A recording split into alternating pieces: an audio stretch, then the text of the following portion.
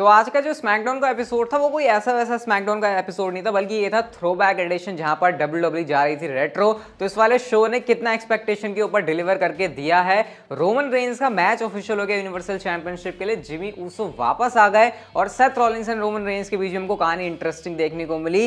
तो पूरे शो के बारे में इस वीडियो में हम लोग बात करेंगे कैसा स्मैकडाउन का एपिसोड था। बस आप लोग इस वीडियो को लाइक कर देना और हाँ, चैनल तो भाई आपको पता है फिलहाल रोहित पंत वाला ही है, तो रेसल चैटर पर वीडियोस नहीं आ रही, तो इसको सब्सक्राइब करके और नोटिफिकेशन बेल ऑन करके रख लो, क्योंकि वीडियोस अभी कुछ दिन के लिए यहीं पर आ रही हैं स्ट्राइक की वजह से। अब शुरुआत हम लोग कर लेते हैं सबसे पहले स्मैकडाउन के एपिसोड में रोमन रेंस हमको देखने को मिलते हैं। लेकिन उससे पहले यहाँ पर जरा बात कर लेते हैं शो का फील कैसा था। क्या फिस्ट वापस आया?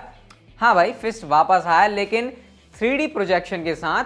मतलब वो एक्चुअल में फिस्ट नहीं था, वो जैसे हमको एंट्रेंस पर नहीं देखने को मिलते, वो लाइव 3D प्रोजेक्शन WWE करती है थोड़ा एंट्रेंस को कूल दिखाने के लिए, बस वो उसी तरीके से टंगा हुआ था। और बड़ी छाती चौड़ी करके WWE अपने ट्विटर पर उसको उस फोटो को पोस्ट कर रही है कि देखो हम फिस्ट वापस ले आए। बहुत सारे लोग तो कंफ्यूज जो स्मैकडाउन लाइव नहीं देख रहे थे कि भाई हमने तो कुछ नहीं देखा ऐसा, या मतलब कहाँ ये कब हो गया, हम तो शो देख रहे हैं, हमें तो कहीं दिखाई नहीं दिया। जिसने उस पॉइंट के लिए उस चीज़ को मिस किया, थोड़ा और फील लाने के लिए जो कमेंटेटर्स ने माइक पकड़े हुए थे वहाँ पर उसमें हमको तार देखने को मिली थी, जैसे पुराने होती थी, वायरलेस कनेक्शन नहीं था।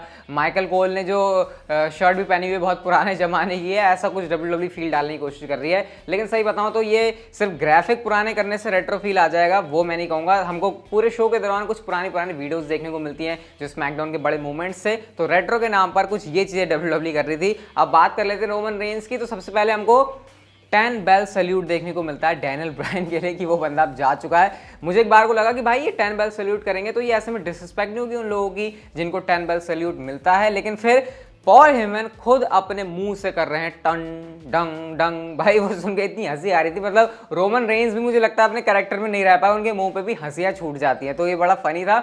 उसके बाद रोमन रेंस कहते हैं देखो जो सब चाहते थे वो मैंने कर दिया, डैनियल ब्रायन शो से जा चुका है और जो है हम खुशी खुशी यहाँ पर स्मैकडाउन के ऊपर रह सकते हैं। और साथ ही साथ उन्होंने ये भी कहा कि डैनियल ब्रायन तो गया है तो रिप्लेसमेंट के लिए एक सही बंदा भी तो चाहिए, तो उन्होंने यहाँ पर इंट्रोड्यूस किया एक तरीके से जिमी ऊसो को। मतलब फाइनली बहुत टाइम के बाद जिमी ऊसो हमको देखने को मिले और जिमी ऊसो आते हैं रिंग में, जहां पर इनके बीच जो है बहुत गले मिलना मिलाना होता है, फैमिली का रियूनियन टाइप से हो रहा होता है। इतने में यहाँ पर आते हैं सिज़ारो जो कि रोमन रेंस के पॉसिबल चैलेंजर बन सकते हैं। वो यहाँ पर कहते हैं डैनियल ब्रायन को कोई भी रिप्लेस नहीं कर सकता और फिलहाल मेरा जो फोकस है वो तुम्हारे पर नहीं है, मेरा फोकस अभी सेथ रॉलिंस के ऊपर है क्योंकि मुझे उसको फेस करना है। ऐसा कहते ही हमारे सेथ रॉलिंस आ जाते हैं, पीछे से उन्होंने अटैक कर दिया। लेकिन गाइस हमको यहाँ पर टेडी लॉन्ग देखने को मिलते हैं जो कि यूजुअली जनरल मैनेजर बनकर मैचेस नहीं अनाउंस करते उसी टाइम पर, तो पुरानी फील लाने के लिए ये मुझे बहुत सही चीज़ लगी। उन्होंने ये कहा कि मैच होगा सेथ रॉलिंस और सिज़ारो का, और अगर सिज़ारो इस मैच में जीतते हैं तो उनको अपॉर्चुनिटी मिलेगी रेसलमेनिया बैकलैश के अंदर रोमन रेंस के साथ यूनिवर्सल चैंपियनशिप का मैच करने के लिए। तो शो के स्टार्टिंग में ही हमको एक बड़ी इंटरेस्टिंग चीज देखने को मिल जाती है और हमको यहीं पर मैच भी देखने को मिल गया सेथ रॉलिंस वर्सेस सिज़ारो का, और एज एक्सपेक्टेड दोनों सुपरस्टार्स की परफॉर्मेंस अच्छी थी। अच्छा आपको रेसलिंग मैच देखने को मिलेगा ओपनर के हिसाब से। लेकिन मेन मुद्दा ये था कि इस मैच में होने क्या वाला है। रोमन रेंस तो देखो बैक से चले जाते हैं, रिंग साइड पर जे एंड जिमी ऊसो होते हैं और जे ऊसो क्योंकि चाहते हैं कि इस मैच में सेथ रॉलिंस जीते, तो इसलिए वो थोड़ा बहुत ना मैच में घुसने की कोशिश करते हैं कि कहीं सिज़ारो को रोमन को फेस ना करना पड़ जाए, क्योंकि फिर रोमन का टाइटल खतरे में आ सकता है। अब ये चीज देखकर शायद कहते हैं मैं रोमन नहीं हूँ भाई, तू मेरे से दूर रह, मैं अपने मैच खुद जीत लूंगा। जिमी ऊसो को लगता है ये भाई मेरे भाई से कैसे बात कर रहा है, इतने में वो सुपर किक लगा देते हैं सेथ रॉलिंस को, बस हो गया काम। यहाँ पर सिज़ारो ने इसका फायदा उठा लिया, रेफरी देख नहीं रहा होता है और अपना फिनिशर न्यूट्रलाइजर लगा के उन्होंने इस मैच में हरा दिया और अब रेसलमेनिया बैकलैश के अंदर वो फेस करेंगे रोमन रेंस को। अब इसके बाद खिचड़ी क्या पकती है बैक स्टेज, रोमन रेंस से मिलने चले जाते हैं सेथ रॉलिंस। वो कहते हैं भाई हमारे बीच में हिस्ट्री रही है, बात ठीक है, लेकिन मुझे गुस्सा किसके ऊपर होना चाहिए, तेरे ऊपर होना चाहिए या फिर जिमी ऊसो के ऊपर होना चाहिए, तुम्हारी वजह से मैं तो मैच हार गया ना। रोमन रेंस कहते हैं भाई अगर तुम्हें दिक्कत हुई है तो मुझे भी तो दिक्कत हुई है, अब मेरे को भी तो सिज़ारो को फेस करना पड़ेगा रेसलमेनिया बैकलैश के अंदर। और वो कहते हैं मुझे अपनी इस फैमिली प्रॉब्लम को भी सॉल्व करना है। इतने में शायद कहते हैं भाई तुम कर लो या फिर मैं अपने हाथ से देख लूंगा ऐसे मुझे कैसे करना है। तो मतलब यहाँ पर रोमन रेंस और सेथ रॉलिंस हमको एक साथ देखने को मिलते हैं इस वाली स्टोरी लाइन की वजह से। लेट्स सी अब आगे इनके बीच में क्या WWE कुछ दिखाती है या फिर नहीं।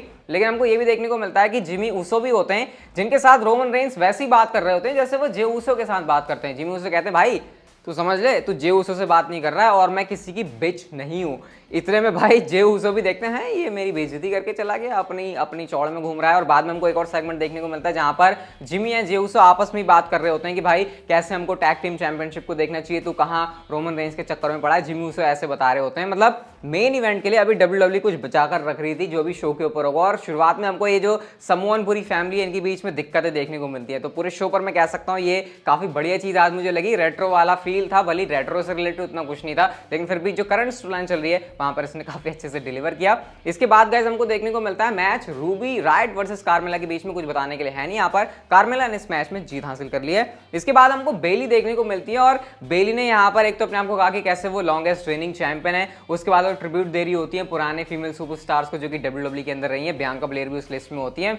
इसके बाद बियांका ब्लेयर आती हैं और बेली ये कह रही होती है बियांका के बारे में कि मैं तुम्हारी लास्ट चैलेंजर होने वाली हूँ चैंपियनशिप के लिए, क्योंकि उसके बाद तो मेरे को तुम्हें हरा ही देना है और मुझे चैंपियनशिप जीत लेनी है। इसके बाद यहाँ पर अटैकबाजी भी हो जाती है, बेली ने लगाने की कोशिश करती है जिस तरीके से वो टेक डाउन करती है, बट इस बार बियांका तैयार थी। बट इवेंचुअली हमको ये देखने को मिलता है कि बेली को यहाँ पर अपर हैंड मिल रहा है और बेली की हंसी जो हमको देखने को मिलती है ना जब बियांका ब्लेयर प्रोमो कट करती है बीच में, भाई जिस तरीके से वो इंटरप्ट करती है ना वो बहुत ही ज्यादा मुझे फनी लगता है। एंड क्या कहना पड़ेगा कि विमेंस डिवीजन कुछ ही लोगों के, कुछ ही फीमेल सुपरस्टार्स के सहारे चलता है और उसमें से एक नाम बेली का भी है। नेक्स्ट गाइस हमको मैच देखने को मिलने वाला होता है रे मिस्टीरियो वर्सेस जिगलर के बीच में, लेकिन जिगलर ने यहाँ पर कच्ची करना शुरू कर दिया डोमिनिक की। वो कहते हैं भाई तू कुछ नहीं है, तू सुपरस्टार वगैरह कुछ नहीं है, तू सिर्फ रे मिस्टीरियो का बच्चा है। इतने में डोमिनिक मिस्टीरियो भड़क गए, उन्होंने कहा अच्छा बच्चा हूँ, चल ठीक है आज तेरे से मैं ही मैच कर लेता हूँ। और भाई मैच तो क्या ही किया उन्होंने, इस मैच में उन्होंने रोल अप करके हरा भी दिया है जिगलर को। तो बड़ा तमाचा मारा उन्होंने यहाँ पर जिगलर के मुंह पर कि भाई बच्चा बड़ा हो गया और उससे इस तरीके से उलझने की जरूरत नहीं है। और गाइस आगे के लिए हमको मैच भी ऑफिशियल बनता हुआ दिखाई दे गया जो कि Ziggler and Roode versus Rey Mysterio and उनके एंड डोमिनिक मिस्टीरियो के बीच होने वाला है और ये होगा चैंपियनशिप्स के लिए। तो क्या बाप बेटे चैंपियंस बनेंगे, ये आगे देखना जो है काफी इंटरेस्टिंग रहने वाला है। इसके बाद आता है एक इंटरजेंडर मैच रेजिनाल्ड वर्सेस समीना के बीच में। कुछ नहीं है यहाँ पर ज्यादा बताने के लिए, यहाँ पर हमको डिस्क्वालिफिकेशन से रिजल्ट देखने को मिलता है क्योंकि मैच में जो है नाया जैक्सन शेना बेसलर घुस जाती हैं। नेक्स्ट आता है एक बहुत बड़ा 10 मैन टैग टीम मैच जो कि हमको देखने को मिलता है Kevin Owens, street profits, Big E and Nakamura versus Apollo Crews, Sami Zayn, King Corbin, Otis and Gable. और जिस तरीके से मैच ऑफिशियल हो ना, बैक से स्टडी लॉन्ग ने ये भी कहा जब सैमी ज़ेन कहते हैं उनको मैच चाहिए, वो कहते हैं कि तुम्हारा आज बना मैच है अंडरटेकर के साथ, जो एक तरीके से उनकी बड़ी फेमस लाइन है। वो यहाँ पर किंग बुकर बुला देते हैं किंग कॉर्बन को, जिस पर करेक्ट उनको किया जाता है। तो ये बड़ा फनी सा हो रहा था जो हमको बैक से सेगमेंट देखने को मिला। और इस मैच की बात करें तो भाई ये तो अपने आप में था इंटरेस्टिंग, जब ज्यादा पर्सन एक मैच में इन्वॉल्व होते हैं तो आपको पता है किस तरीके से हमको हाई फ्लाइंग ऐसे मूव्स देखने को मिलते हैं, कोई इधर भाग रहा है कोई इधर भाग रहा है। केविन ओवेंस बाहर ही स्प्लैश कर रहे हैं, एक वो सुप्लेक्स जिस तरीके से गेबल ने केविन ओवेंस को लगाया था भाई वो भी थोड़ा खतरनाक सा लग रहा था। और एंड में मैच का रिजल्ट ऐसा निकलता है जब हमारे किंग कॉर्बन ने बहुत ही जबरदस्त अपना फिनिशर एंड ऑफ डेज लगा दिया नाकामुरा के ऊपर और वो मैच को जीत जाते हैं। जब सेलिब्रेशन हो रहा होता है ना तो सैमी ज़ेन की नजरें इंटरकॉन्टिनेंटल चैंपियनशिप के ऊपर ही होती है, जिस पर जो हमारे अपोलो क्रूज है वो थोड़े से खफा होते हैं। तो ये जो चुटकियां लेते हैं ना बीच में सैमी ज़ेन, उसको देखने में काफी ज्यादा मजा आता है। लेकिन गाइस हम लोग बात करते हैं शो के मेन इवेंट की, जहां पर हमको ये पता लगता है कि रोमन रेंज कहते हैं कि नहीं भाई अब मामला जो है ऊपर जा रहा है सर से, अब इस चीज को जो है जल्दी से फिक्स करना पड़ेगा। रोमन रेंज रिंग में होते हैं और रोमन रेंज यहाँ पर इससे पहले कि ज्यादा कुछ बातें बोलते उनको कुछ बोलने का मौका मिलता, पहले ही इंटरप्ट करने आ जाते हैं जिमी ऊसो। वो रिंग में आते हैं और वो हमको लेके जाते हैं पास्ट में। आपको याद होगा जब हमको आई क्विट मैच देखने को मिला था Jey Uso versus Roman Reigns के बीच में, तो यहाँ पर हमको थोड़ा सा इमोशनल साइड देखने को मिलती है कि कैसे जिमी ऊसो कह रहे हैं भाई तू क्या इसके चक्कर में पड़ा है, मतलब फैमिली वाली बात तो ठीक है लेकिन कैसे तूने मेरे लिए क्विट कहा था, मतलब वो अपने एक तरीके से लपेटे में लेने की कोशिश कर रहे हैं जे ऊसो को, जो कि मैं अगर देखूं एक फेस सुपरस्टार की तरफ से तो ये मतलब आपका होगा कि लोग जिमी ऊसो को सपोर्ट करेंगे। लेकिन यहाँ पर क्या बनता है, रोमन रेंज कहते हैं मैं तो भाई तुझे इसलिए लेकर आया था कि तू शो के ऊपर हमारे साथ रहेगा, लेकिन तू तो भाई अलग ही सीन कर रहा है, तो मुझे एक्नॉलेज कर या फिर तू यहाँ से चला जाए, इस शो पर तेरी कोई जरूरत नहीं है।